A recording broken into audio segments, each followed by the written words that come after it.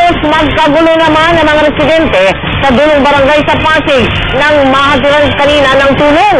Ilang araw na kasi silang uhaw at gutom. Nakatutok si Van Layrina.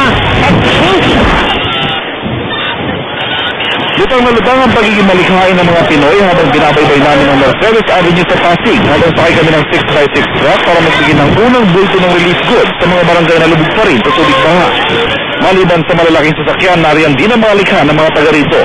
Mga galong pinagkabit-kabit para gawing balsa. Mga kamang nilagyan ng galong pampalutan. Mga kamang gihangin. Mga puno ng saging.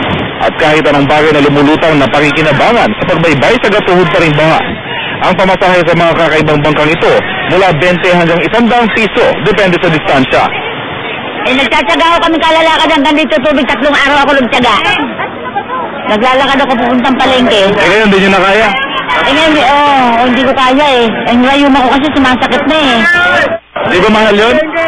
Di ba po, ang hirap po maglakad eh. Mahirap po, nakangawit po maglakad. Lalo na po,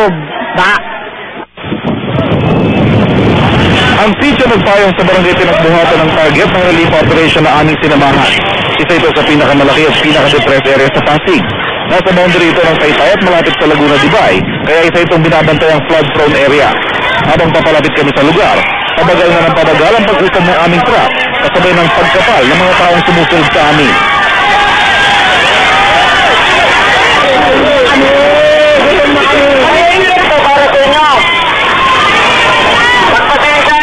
dahil yung mga kababayan natin hindi talaga makalabas doon. Babalik po. Marami ng mga tindahan bukas sa lugar, pero ang problema, kakaunti ang may pambili. Meron sana kami trabaho sir, kaya lang paano naman kayo makakapasok, mamasahe kami din sa tulad-tulad, yung kikitain namin kulang pa.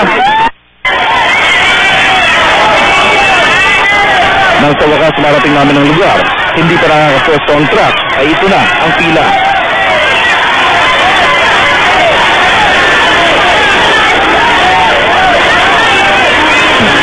Bakit po parang halos makipagpatayan ho yung mga tao dito sa relief? Hirap na rito, ilang araw ng tubig dito. Kaya namahin ng tao rito eh. Lahat ay ganyan.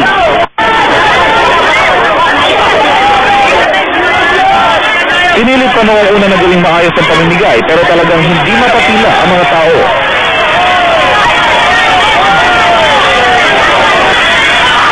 Maya-maya pa, halos magkagulo na.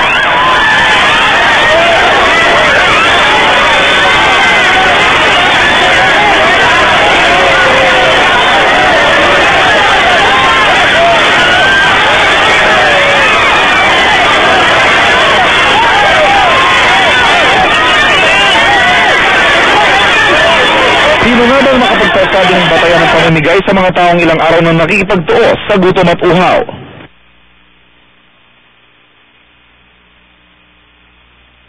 Sa edad ba? Sa kasarian ba? Walang malinaw na batayan kung lahat sila. Desperasyon ang maaaninag sa kanilang mga mata. Maraming hinihingi sa inyo pero hindi nyo lahat nabigyan. Sir, nakakawa pero talagang walang magagawa eh. Hanggang doon lang tayo. Mamigay na lang tayo ng mamigay. Hanggang sa pwede natin bigyan.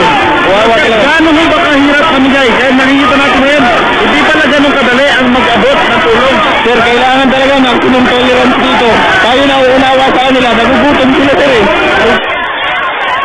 Pakiramdam namin kayang itaob ng mga taong truck namin. Kaya maging kami, namigay na rin.